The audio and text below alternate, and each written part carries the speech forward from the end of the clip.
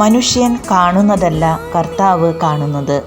മനുഷ്യൻ ബാഹ്യരൂപത്തിൽ ശ്രദ്ധിക്കുന്നു, കർത്താവാകട്ടെ ഹൃദയഭാവത്തിലും. 1 സാമുവേൽ 16 അധ്യായം 7 വാക്യം. ആരോരുമില്ലാത്തവർക്ക് ദൈവം തുണ. നമ്മൾ കേട്ടു തഴമ്പിച്ചവയും നമ്മൾ പലപ്പോഴും പറഞ്ഞ വാക്കുകളുമാണ്.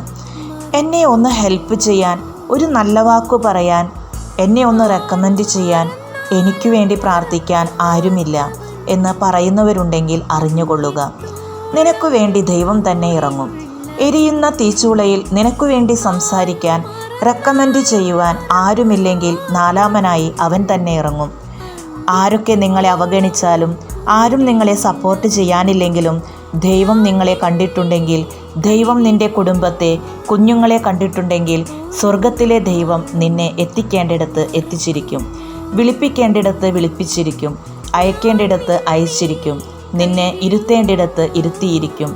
മനുഷ്യർ നിങ്ങളെ തിരഞ്ഞെടുക്കുമ്പോൾ നിങ്ങൾ ആരാണെന്ന് നോക്കിയാണ്, എന്നാൽ ദൈവം നിങ്ങളെ തിരഞ്ഞെടുക്കുന്നത് ആരാക്കാം എന്ന് നോക്കിയാണ്. ഒരു കഥയായാലോ? ഒരിടത്ത് ഒരു രാജാവ് മരിച്ചു. അടുത്ത രാജാവിനെ തിരഞ്ഞെടുക്കേണ്ടത് പ്രജകളിൽ നിന്നാണ്. ആ രാജ്യത്തൊരു വിചിത്രമായ ആചാരമുണ്ട്. പക്ഷിത്തൂവൽ മുകളിലേക്കിടും. അതാരുടെ തലയിൽ വീഴുന്നുവോ അവനായിരിക്കും രാജാവ്. തെരഞ്ഞെടുപ്പിൽ തൂവൽ ആ രാജ്യത്തെ ഒരു ജോക്കറിൻ്റെ തലയിൽ വീണു. അദ്ദേഹത്തെ നിയമപ്രകാരം എല്ലാവരും രാജാവാക്കി. എന്നിട്ട് പരസ്പരം പറഞ്ഞു, ഈ ജോക്കർ എന്ത് കാണിക്കാനാണ്? എല്ലാവരും അടക്കം പറഞ്ഞ് പരിഹസിച്ചു.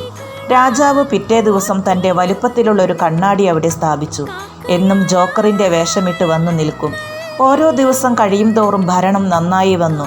പ്രജകൾക്കെല്ലാം സന്തോഷമായി. ഇതെങ്ങനെ എന്ന് ചോദിച്ചവരോട് രാജാവ് പറഞ്ഞു, ഞാൻ എന്നും ഈ കണ്ണാടിക്ക് മുന്നിൽ വന്നു നിൽക്കുമ്പോൾ തെല്ലും അഹങ്കാരമില്ലാതെ ജോക്കർ എന്ന് കളിയാക്കിയവരുടെ ഇടയിൽ നിന്ന് ദൈവം എന്നെ കൈപ്പിടിച്ചുയർത്തി. ഈ ചിന്തയാണ് നല്ല ഭരണം കാഴ്ചവെക്കാൻ എന്നെ സഹായിച്ചത്. ഇതുപോലെ ദൈവത്തോടുള്ള സ്നേഹം നിങ്ങളുടെ ഉള്ളിലുണ്ടെങ്കിൽ ദൈവം നിങ്ങളെ തള്ളിക്കളയുകയില്ല, എത്തേണ്ടിടത്ത് നിന്നെ എത്തിച്ചിരിക്കും.